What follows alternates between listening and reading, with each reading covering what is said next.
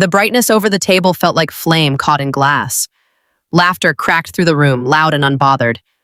Across from me, my boyfriend tilted back in his chair, his tone smooth as a blade. "If you don't like my friend's rude jokes," he said, "you can just pay and leave." Everything stopped. Forks suspended, glasses frozen halfway to mouths. I folded my napkin once, set $60 beside my plate, and said, "Thanks for the option." The chair legs screeched against the marble as I rose. Their laughter chased after me but cracked apart before it reached the door. As it shut behind me, someone murmured, half laughing, "She won't really leave, will she?" When I was younger, I believed quiet was what kept things from shattering. I know now it only postpones the noise. Victor and I had found each other at a work mixer 3 years back. He liked telling people we were opposites who somehow fit. He favored pressed shirts and marketing buzzwords. I wore steel-toed boots and carried a lunch pail to job sites.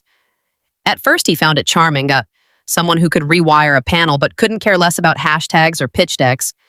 He used to watch me scrub the grease off my hands and tell me, "You make hard work look like poetry." I didn't realize that was the opening line to pity. At home, our lives divided cleanly.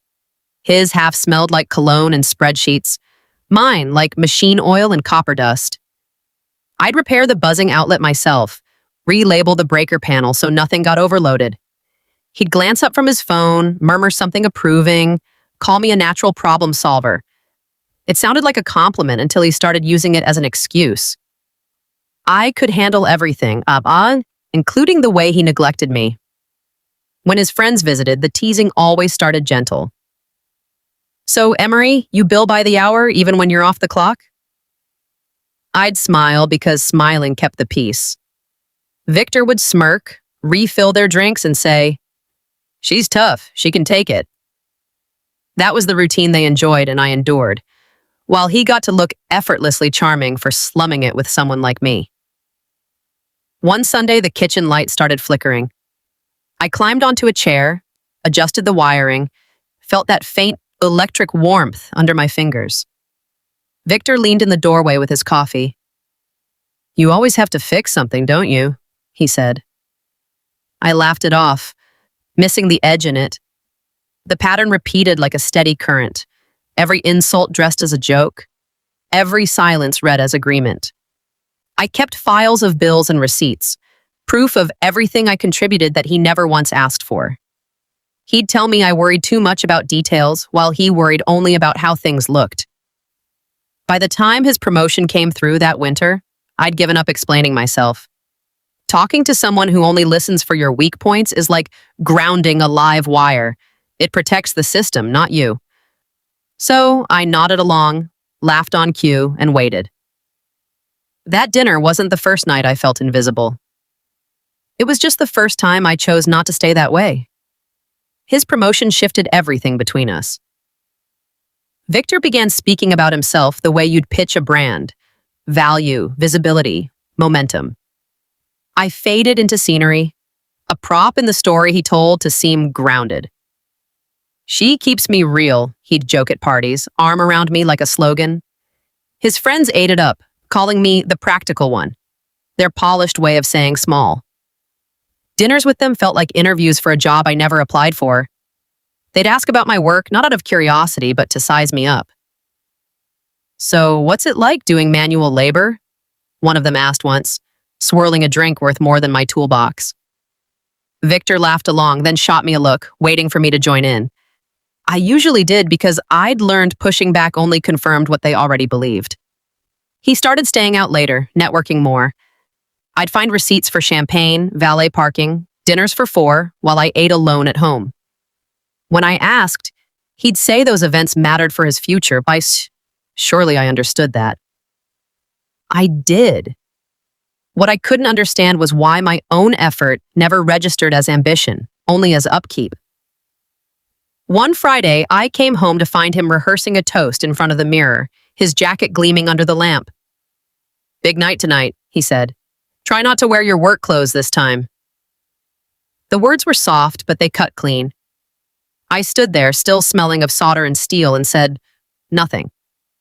That night, I scrubbed at the oil under my nails until the water ran clear. I remembered when he used to call those hands proof that I built things. Now they were just evidence I didn't match his image. He began correcting the way I talked, laughing at ain't and gonna, introducing me to people as Emery, she's great with her hands, then scanning the room to see who caught the implication. By then, I wasn't even angry anymore. I was simply keeping records, the same way I logged parts and invoices, cataloging every slight, every joke, every silence, watching something slowly come apart. When he invited me to his promotion dinner, just something small with the guys, I already knew how the night would unfold. Bright table, rehearsed laughter, me fading into the background like static. Except this time, I wasn't bringing patience. I was bringing closure. The steakhouse gleamed like old money. Dim lighting, slow jazz, every surface polished to reflect itself. 6 of us at the table, Victor at the head, his friends circling him, laughter loosened by whiskey. I sat beside him, half inside the picture, half cut out of it. It began the way it always did. Small. Matthew stirred his drink without glancing up. Still working with wires, Emery? Must be nice, keeping things simple. Jason chimed in. She's good at connecting things, just not conversations. They laughed, Victor included. I smiled because by now I understood the price of pushing back. Simple work keeps the lights on, I said, slicing my steak. Steady hands, no tremor. Brandon smirked. You should tell Victor that. He's been carrying a heavy load lately. Victor said nothing, just reached for his glass, eyes on his plate, performing politeness. The clink of my knife against the porcelain rang louder than any of them expected. It doesn't feel like a joke, I said quietly. Jason leaned back. Oh, come on. Matthew grinned. Sensitive much? Don't make it weird, we're just teasing.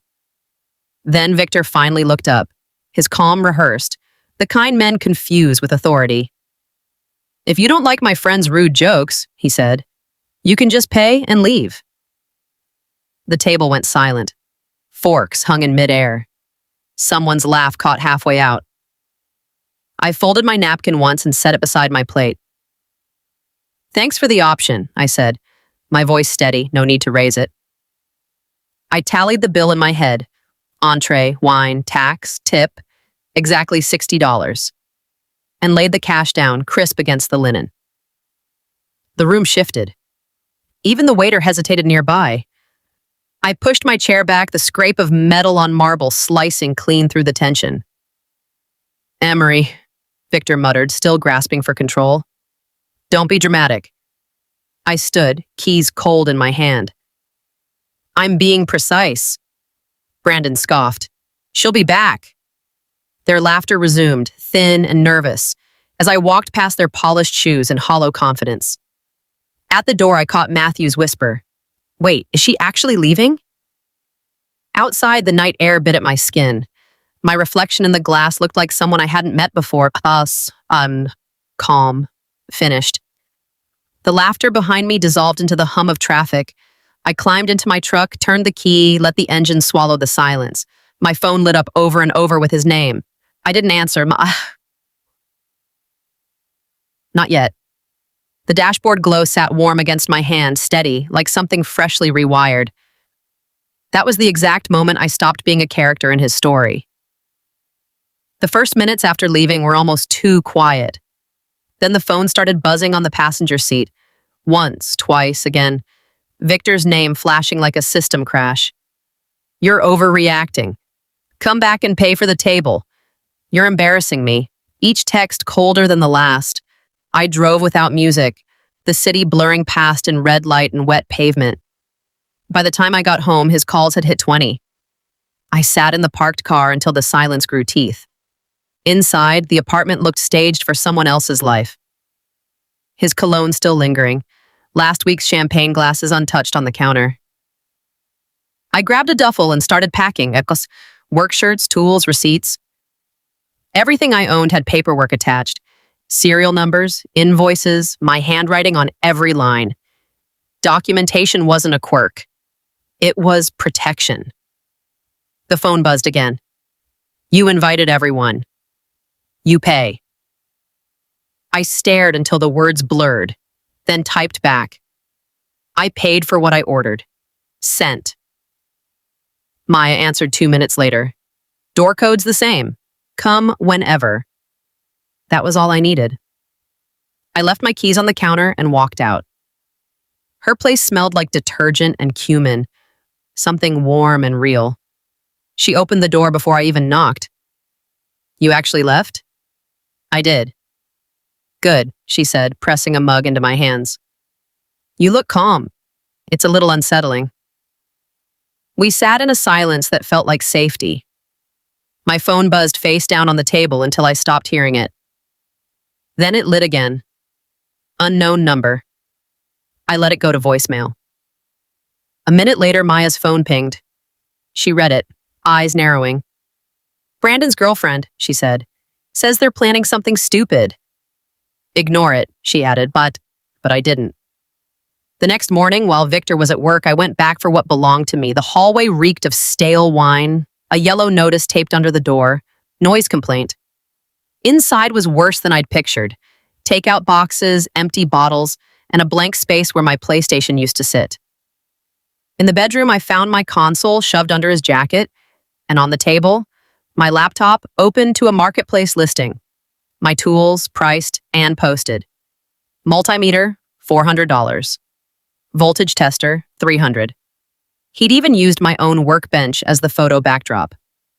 I called the non-emergency line, explained everything, uploaded the screenshots. The officer told me plainly, if he sells any of it, that's theft. Then I called Mr. Chen, the landlord. His voice was courteous but firm. He told me you abandoned the lease. I didn't abandon anything, I said. I left because he told me to. He sighed. You've always paid on time. If you want to keep the place, we can work that out. After hanging up, I photographed every listing, every item, evidence stacked neatly like justice, just waiting for a timestamp. That night, Victor texted again. You went through my stuff. You're insane. What's mine is yours, remember? I wrote back, selling someone's property isn't love. It's theft. I attached every screenshot along with the police report number, set the phone down, and waited. A few hours later, Mr. Chen messaged, another noise complaint, one more and Victor would be evicted. I smiled for the first time in days. Some people fight with words. I prefer paperwork. Spring arrived early that year, soft light spilling through the blinds of a smaller, quieter apartment, one I'd taken over the lease on myself. Victor was gone. The place smelled like lemon cleaner and possibility. My tools sat lined up under the window, tags still on, names intact. The restitution check from the police sat folded beside my coffee, modest, but proof that doing things the right way could still outlast noise. Outside, my Honda waited. I'd rebuilt her piece by piece over 3 years, and she'd never looked more whole than she did that morning. Chrome catching the light, engine humming steady as a pulse. I turned the key.